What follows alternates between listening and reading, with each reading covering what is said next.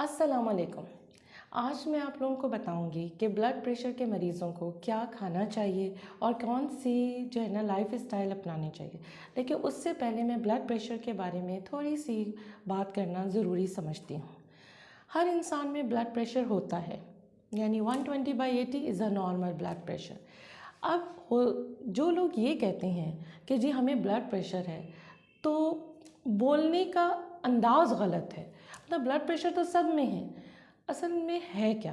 Blood pressure का high होना, blood pressure का बढ़ जाना इज़ हाइपरटेंसिव, यानी हाई ब्लड प्रेशर। तो जिनको ब्लड प्रेशर होता है तो उनका मतलब ये होता है कि मुझे हाई ब्लड प्रेशर है। अब हाई ब्लड प्रेशर है क्या? डिफरेंट गाइडलाइंस हैं, WHO की, नाइस की, मुख्तलिफ गाइडलाइंस हैं, मुख्तलिफ जगह पे मुख्तलिफ रीडिंग्स हैं। लेकिन WHO ने एक गाइडलाइन ये बता दी है कि जब भी 140/90 से ब्लड प्रेशर हाई हो, जो कि दो मुख्तलिफ रीडिंग्स में हो और 4 आवर्स अपार्ट हो, या उनके दो डिफरेंट ओकेजन्स हो और कंफर्टेबल जोन में हो। ये नहीं कि वो भागता हुआ आ रहा है, कोई एक्टिविटी कर रहा है, उसमें हम ब्लड प्रेशर ले लें, ऐसा नहीं है। मतलब कंफर्टेबल जोन है, आपने ब्लड प्रेशर लिया, रीडिंग 140/90 आई, आपने दोबारा कुछ अरसे के बाद ले लिया या चलें कुछ घंटों के बाद ले लिया और फिर भी रीडिंग 140/90 से ज़्यादा आई, तो हम इसे डिक्लेयर करेंगे कि ये हाई ब्लड प्रेशर है। क्योंकि बहुत सारे लोग ऐसे होते हैं जो एक दफ़ा डॉक्टर के पास जाते हैं, साथ में उनको कोई और प्रॉब्लम्स होती हैं, सर में दर्द हो रहा होता है, खांसी है, बुखार है, मुख्तलिफ चीज़ें हो रही होती हैं, और उनका ब्लड प्रेशर जब चेक किया जाता है तो वो आसमान को छू रहा होता है। इस पे डिक्लेयर हो जाता है कि जी आपको तो हाई ब्लड प्रेशर है। तो ऐसा नहीं है। WHO ने सिंगल रीडिंग को मना किया है। उन्होंने यही कहा है कि आपने दो रीडिंग्स लेनी है जो कि डिफरेंट आवर्स अपार्ट हों, दो डिफरेंट ओकेजन्स पे हों और कंफर्टेबल जोन में की जाए। तो ये तो हो गई ब्लड प्रेशर की डेफिनेशन।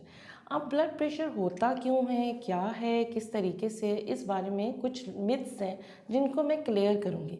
कुछ लोग ये कहते हैं कि जी गुस्सा आ रहा है, चिड़चिड़ापन हो रहा है, सर में दर्द हो रहा है, तो जी ब्लड प्रेशर बहुत हाई है। तो ब्लड प्रेशर की वजह से ये सारी चीज़ें नहीं होती।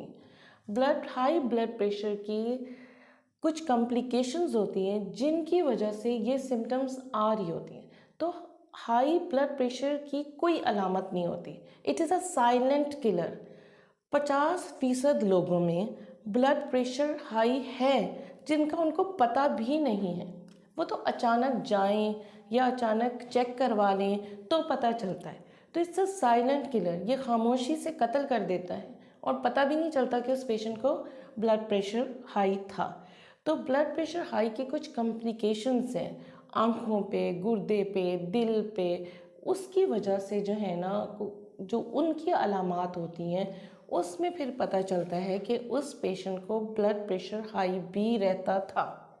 अगर कोई पेशेंट ऐसा आता है कि जी मेरा सर में बहुत दर्द हो रहा है, ब्लड प्रेशर, उस टाइम तो चेक करने की ज़रूरत भी नहीं, क्योंकि चेक करेंगे वो ज़्यादा ही आएगा। तो सबसे पहले ज़रूरी है कि उसके सर दर्द को ट्रीट किया जाए और उसके बाद कंफर्ट जोन में लिया जाए, ताकि फिर पता चले कि वाकई वो हाई ब्लड प्रेशर का मरीज़ है भी कि नहीं। हाई ब्लड प्रेशर की जो कॉम्प्लिकेशंस हैं वो डायरेक्ट जो है ना आर्टरीज पे हैं, क्योंकि हाई ब्लड प्रेशर है क्या?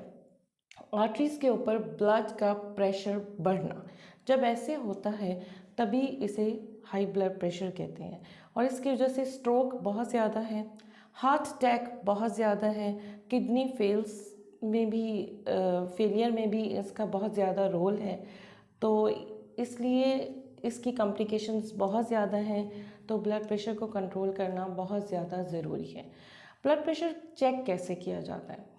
डायरेक्ट मेथड तो हम नहीं करते, क्योंकि डायरेक्ट मेथड तो ये है कि जो आर्टरीज है उसमें जी कैनुला लैब में जाके डाला जाए और फिर प्रेशर चेक किया जाए, जो कि पॉसिबल नहीं है।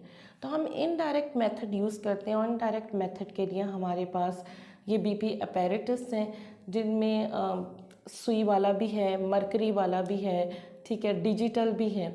लेकिन जो रिलायबल है वो जो है ना मरकरी वाला होता है, ठीक है। उसमें यही हम चेक करते हैं कि हम प्रेशर देते हैं, जब हमें आवाज़ बंद हो जाती है तो उसके बाद फिर हम आहिस्ता आहिस्ता रिलीज़ करना शुरू होते हैं, और जब उसमें ब्लड की फ़्लो बढ़ जाता है और फिर हमें साउंड सुनाई देती है तो हम उसमें सिस्टोलिक और डायस्टोलिक ले लेते हैं। ये था ब्लड प्रेशर चेक करने का तरीके का। अब ये है कि हम ब्लड प्रेशर से कैसे बच सकते हैं। दिस इज़ वेरी इम्पॉर्टेंट, और मेरी आज की वीडियो भी इसी के ऊपर थी। ब्लड प्रेशर से हम इस तरीके से बच सकते हैं कि हमने सॉल्ट को रोकना है, यानी सोडियम। ठीक है, एक तो हम डायरेक्ट सॉल्ट बंद करते हैं, और डायरेक्ट सॉल्ट इस तरीके से बंद कर सकते हैं कि हमारी बहुत सारी जो क्या कहते हैं आवाम है वो क्या यूज़ करती है, नमक का छिड़कना। ये जो डायरेक्ट सॉल्ट है, नमक का छिड़कना, ये बिल्कुल बंद हो जाना चाहिए, बिल्कुल कतई तौर पे बंद।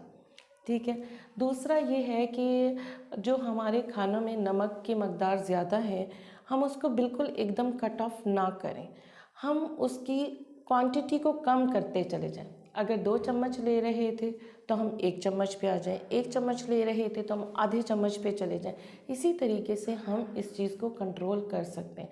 और ये नहीं है कि उस बंदे के लिए अलहदा से घर में खाना पके, जो कि पॉसिबल नहीं है। तो ये है कि पूरे घर वालों को चाहिए कि एक ही हंडिया पक जाए और उसमें क्वांटिटी नमक की कम हो जाए। देखिए, नमक बाद में डाला जा सकता है, इसका हल है। अगर किसी को कोई कहता है कि जी ये तो फीका खाना है, मैं नहीं खा सकता, तो बाद में नमक ऐड कर ले। मिर्चें नहीं डल सकती, लेकिन नमक तो डल सकता है, तो इस वजह से बाद में नमक डाल दिया जाए जिनको जो प्रॉब्लम है।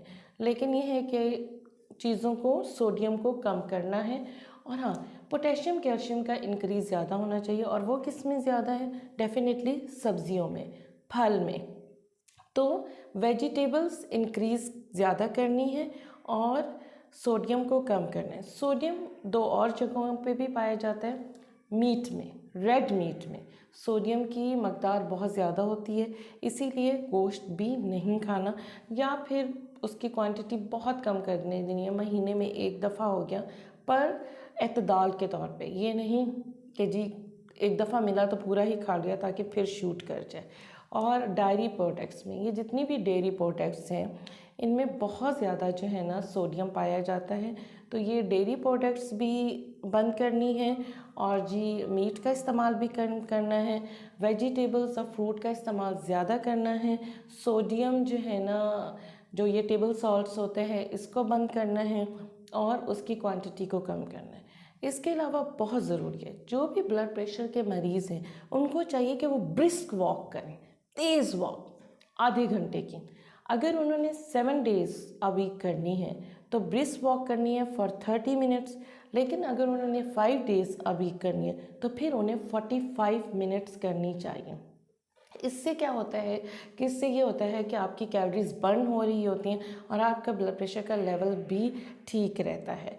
अगर आप 2 mm Hg को कम कर लेते हैं, सपोज़ मेरा कहने का मतलब ये कि 140/95 था और इस वॉक से आपका 140/92 हो गया है, तो कहने का ये मतलब है कि 2 mmG सुनने में बहुत कम है, लेकिन आप 10% स्ट्रोक का रिस्क कम कर रहे हैं, 7% हार्ट अटैक का रिस्क कम कर रहे हैं। तो ये छोटी सी चीज़ें हैं जो कि करने से जो है ना हेल्दी लाइफस्टाइल अपनाया जा सकता है। तो व्यूअर्स, मैंने आप लोगों को ब्लड प्रेशर कंट्रोल करने के लिए एक अच्छी डाइट और हेल्दी लाइफस्टाइल की टिप्स दे दी हैं। उम्मीद है कि आपको ये वीडियो पसंद आई होगी और अपना बहुत सारा ख्याल रखें।